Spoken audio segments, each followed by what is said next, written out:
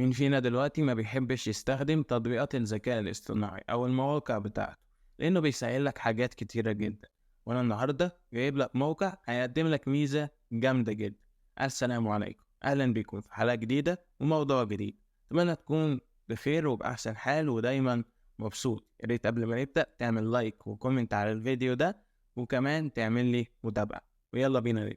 في البداية هتدخل على أي سايت عندك سواء جوجل أو أي شيء. المهم هتفتح جوجل دلوقتي، وهبتدي إن أنا أكتب اسم الموقع ده. سيب لك اللينك بتاعه برضه في وصف الفيديو.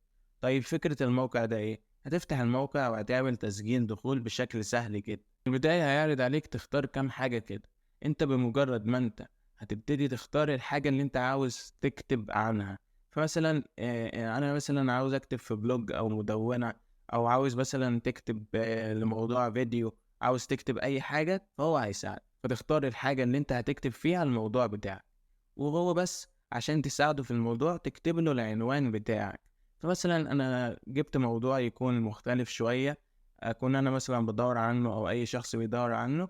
ابتديت ان انا اكتب له العنوان بس كده، وانا الموضوع خلص. بمجرد ما هدوس هنا، هو لوحده هيبتدي في اقل من دقيقة بالظبط، هيبتدي يجيب لي الموضوع بتاعي، ويجيب لي كل حاجة أنا محتاجها عن الموضوع، أقدر إن أنا أستخدمه في الحاجة اللي أنا هكتب فيها. بس كده، مفيش أسهل من كده. ده من مواقع الذكاء الاصطناعي. هسيب لك لينكات مواقع أكتر في وصف الفيديو تقدر إنك أنت تستخدمها، شرحت لك عنها شرح بالتفصيل. وهسيب لك برضو لينك الموقع ده. أتمنى تكون استفدت. متنساش بقى اللايك والمتابعة وكمان تعالي. أنا يحيى الشافعي، والسلام عليكم ورحمة الله وبركاته.